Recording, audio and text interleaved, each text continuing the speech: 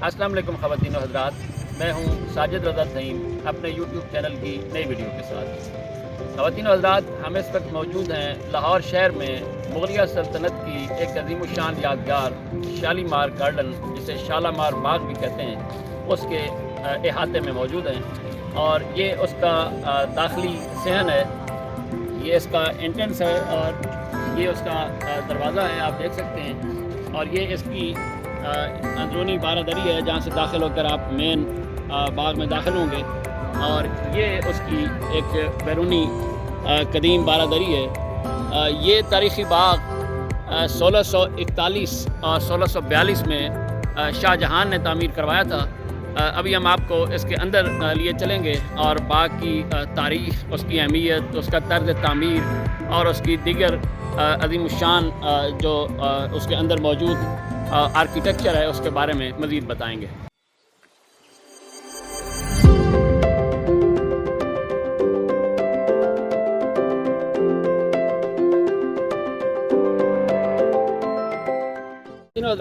जैसा कि मैं आपको एंट्रेंस पर बता रहा था कि शालीमार बाग या शालामार बाग मुग़ल शहनशाह शाहजहां ने 1641 और 42 में ये तामीर करवाया था।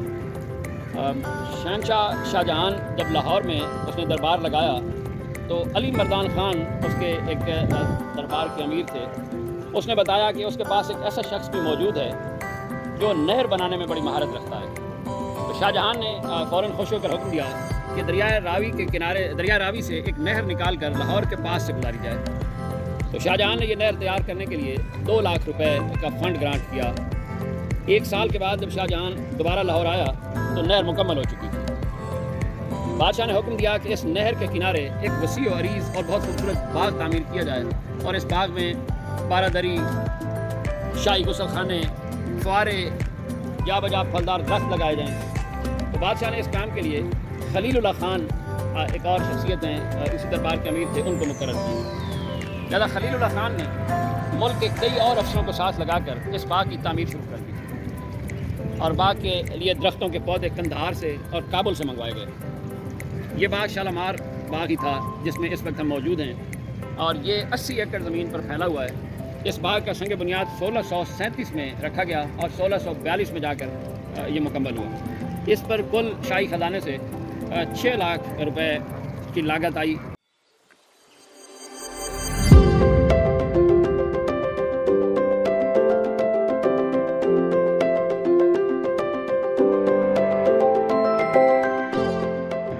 शालामार बाग 3 तख्तों पर मुश्तमिल है और तीनों तख्ते अलग अलग बाग हैं जिनके नाम हैं फैज़ बख्श तख्त, हयात बख्श तख्त और फरा बख्श। ये 3 तख्ते या बाग हैं जो एक दूसरे से 12 या 13 फुट की बुलंदी पर वाक़ई हैं। हर ऊंचे तख्ते से नीचे उतरने के लिए खूबसूरत सीढ़ियाँ बनी हुई हैं। ये है वो फैज़ बख्श तख्त का जो पहला हिस्सा, जो सीढ़ियाँ जिसका मैं जिक्र कर रहा था कि हर बाग का तख्त जो है, एक तख्त वो 12-13 सीढ़ियाँ उतर कर नीचे है। तो ये पहला तख्त है जिससे हम नीचे उतरे हैं और ये अगला तख्त ये है और इसके बाद एक अगला तख्त है जिससे नीचे उतर के आप फरा बख्श तख्त की तरफ जा सकते हैं। तो इसके फरा जो बख्श तख्त है उसके बारे में मैं आपको मज़ीद तफसील नीचे सीढ़ियों के नीचे वाले हिस्से में जाकर बताऊँ। बाग में एक दिलकश तालाब भी बना हुआ है जिसमें बहुत सारे फुआरे लगे हुए हैं जो इस वक्त आपको बंद नज़र आ रहे होंगे, लेकिन ये शाम को या बाद अयाम में ये चल भी रहे होते हैं, लेकिन इस वक्त ये बंद है। और फुआरों का पानी संगमरमर के हौज़ों में गिरता है। तो ये फुआरे गर्मियों में के मौसम में ठंडक रखने के लिए लगवाए गए। यहाँ पर संगमरमर की 5 खूबसूरत बारादरियाँ बनाई गई हैं। बादशाह इन बारादरियों पर बैठकर बरसात का नज़ारा किया करता था। बाग के एक हिस्से में, जिसे हयात बख्श कहते हैं, संगमरमर का एक बहुत खुशनुमा तख्त बनवाया गया है। शाहजहां इस तख्त पर बैठकर अपना दरबार लगाया करता था।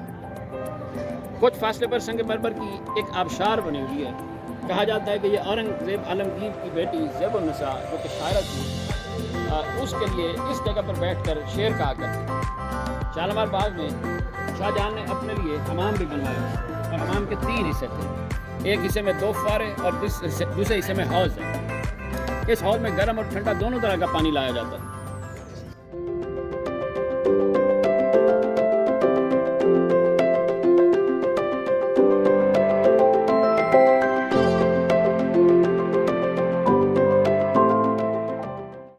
آبشار ہے جو اس وقت آپ کو اس میں سے پانی گرتا ہوا نہیں دکھائی دے رہا ہوگا، لیکن یہ چلتی تھی اور اس کے آگے بھی ایک چھوٹا سا ایک تخت نما جگہ ہے بیٹھنے کی، اور یہ وہ مقامات ہیں جہاں پہ بیٹھ کر بادشاہ موسم کا بارش کا نظارہ کیا کرتا تھا، اور یہاں اوپر تخت بھی سجایا جاتا تھا۔ اور یہ جو دوسرا حصہ ہے اس کا باغ کا، اوپر والا جو فیض بخش تھا، اور یہ جو نیچے والا حصہ ہے یہ ہے، اور اس سے آگے پر نیچے جو فرح بخش ہے تیسرا، اس کے مزید 13 سے 15 سیڑھیاں اتر کر چراغ رکھنے کی جگہ ہیں۔ اور جب یہاں چراغ جلائے جاتے تھے تو حوض میں گرنے والا پانی بارش کا سا سامان پیدا کرتا تھا، اور چراغ کی روشنی بجلی کی چمک کی طرح معلوم ہوتی تھی، تو بادشاہ اس نظارے سے بہت لطف اٹھاتا تھا۔ باغ فرح بخش جسے پائن باغ جہاں ہم کھڑے ہوئے ہیں میں کہا جاتا ہے، حیات باغ سے نیچے بنا ہوا ہے، اور شالامار باغ میں بہت پھلدار درخت لگے ہوئے ہیں۔ شاہ جہاں جب لاہور آیا تو امیروں اور وزیروں نے عرض کی کہ حضور شالامار باغ کی تعمیر اب مکمل ہو چکی ہے، تو بادشاہ باغ میں داخل ہوا اور باغ کا حسن دیکھ کر بے پناہ خوش ہوا۔ اس وقت شاہ جہاں کے نائبین نے حاضر ہو کر مبارکبادیں دی، اور سب نے مل کر شاہی حکومت کی عظمت اور برتری کے لیے نہ صرف دعائیں مانگیں بلکہ مبارکبادیں دی۔ تو اس موقع پر ملک کے بڑے بڑے عالم اور فاضل اور بزرگ موجود تھے۔ ان عالموں نے بادشاہ سے کہا کہ آج تک دنیا میں ایسا خوبصورت باغ کہیں دیکھا اور نہ سنا ہے، اور باغ کے ارد گرد اونچی اونچی دیواریں بنائی گئیں۔ لاہور کا شالامار باغ دنیا کے عظیم الشان باغوں میں شمار ہوتا ہے، اور یہی وجہ ہے کہ جب کسی دوست ملک کا سربراہ یا کوئی نامور شخصیت پاکستان کے دورے پر آتے ہیں تو لاہور میں شالامار باغ کی سیر ضرور کرائی جاتی ہے۔ یہ باغ کے دوسرے حصے حیات بخش کے بعد ہم فرح بخش کی طرف تیسرے حصے کی طرف نیچے اتر رہے ہیں۔ اس کی سیڑھیاں جو ہے وہ ڈھلوان کی طرح ہیں، جبکہ حیات بخش والے حصے کی سیڑھیاں وہ اس کے سٹیپس تھے، اوپر والے فیض بخش کے حصے سے نیچے جب ہم حیات بخش کی طرف اترے تو سیڑھیاں سٹیپس کے ساتھ تھیں، اور اب یہ فرح بخش کی یہ ایک سلوپ اور ڈھلوان کی سیڑھیاں، یہ باغ کا پائن حصہ ہے، آخری اور تیسرا حصہ 80 ایکڑ کے اس باغ میں یہ اس کا سب سے نچلا حصہ فرح بخش۔ جب کسی دوست ملک کا سربراہ پاکستان کے دورے پر آتا ہے تو لاہور کے شالامار باغ کی سیر اسے ضرور کرائی جاتی ہے، اور اس باغ میں معزز مہمانوں اور یہاں کے اشرافیہ اور اعلیٰ حکومتی شخصیات اور شہریوں کی طرف سے اس کو ایک استقبالیہ دیا جاتا ہے۔ ہزاروں شہری اور معزز مہمان سے آ کے ملتے ہیں، اس کے لان اور اس کے گارڈنز میں ایک بڑا وسیع و عریض انتظام ہوتا ہے، اور یہاں پاکستان بننے کے بعد دوست ملکوں کے سربراہ اور نامور رہنما اکثر یہاں آتے رہتے ہیں، اور باغ میں استقبالیہ ان کے پروگرام کا لازمی جزو ہوتا ہے۔ معزز مہمانوں کو شالامار باغ میں دعوت دینے کی رسم انگریزی حکومت کے زمانے میں بھی رائج رہی، چنانچہ 1876 میں شہنشاہ ایڈورڈ ہفتم جو اس وقت پرنس آف ویلز یعنی ولیعہد سلطنت بھی تھے، برصغیر کی سیاحت کے لیے لاہور میں تشریف لائے، تو ان کے اعزاز میں پنجاب کے گورنر نے شالامار باغ میں رات کے وقت ایک عظیم الشان دعوت کا اہتمام کیا۔